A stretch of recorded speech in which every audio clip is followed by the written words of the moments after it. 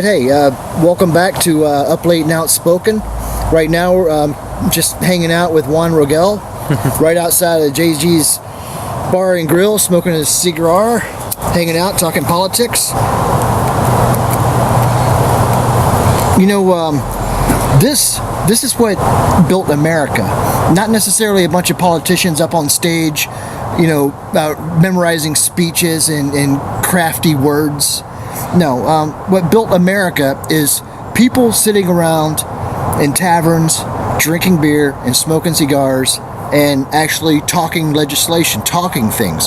This is how we formed America in the first place. How we got that. That's how was that organized the U.S. independence. The independence. Yeah. Absolutely. Just a bunch of drunk people getting together.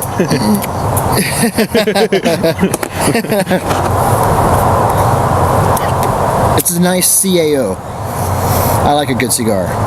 But, you know, but just one of the things that we can all agree on is the fact that, you know, without border security, there is no secure nation. And it's another thing that kind of drives me crazy about a lot of, even liberals. I've heard some liberals say this, that they are under the impression that, you know, how to deal with all these people that have come here illegally. The best way to deal with them is to make it to where they can't work. And I think that's wrong, because they're not going back. All right? They're not going back. And you got 12, 13, 14 million people here who can't work and provide for their families. Then you got 12, 13, 14 million extra gang members. I would rather see these guys go out and work an honest day's work, you know, and make a good wage and not take from people, because that's what's coming.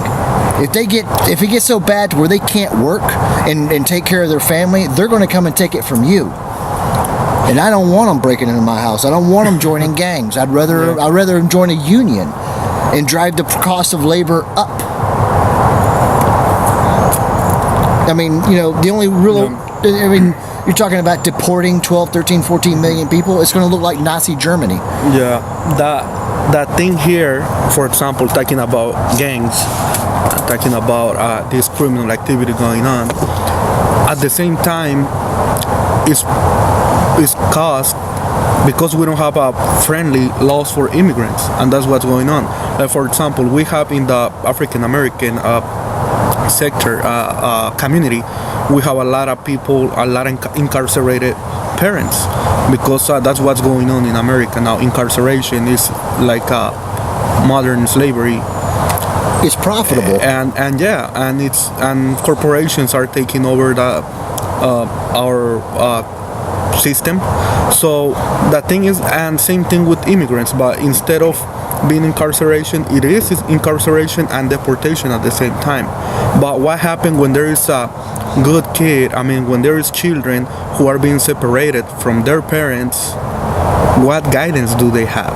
Or they're gonna have being American citizens here? Okay, so what's gonna happen is that they don't have a lot of money. And the thing is, mom has to raise these kids by herself, and the kids didn't have any say on whether or not they come and now here. We have this issue, gentrification. We have to be raised in the ghetto because we can afford a decent place where we can live decent or peacefully, because we have to go to those places. They are cheap, we don't pay a lot of money, and where the rent is low. But what happened in those places is that it's how the ghetto is created, and we have this criminal activity going on. So I think at the same time we are being a victim of our own government. And when Republicans talk about, liberals want a big government, in my idea, we don't want a big government because we believe in the liberties. The thing is that we want the government take care and be accountable of what's going on, and they haven't do it because they let these corporations, these interests run our country, and that's what's going on, and we're having that issue. So we have two sides, you know, the people who believe about working hard and the people who believes the government is responsible. In my opinion, I think we got to be in the middle, you know, and contribute, because I think the American dream it's really hard to define. Everybody can tell you a different perspective.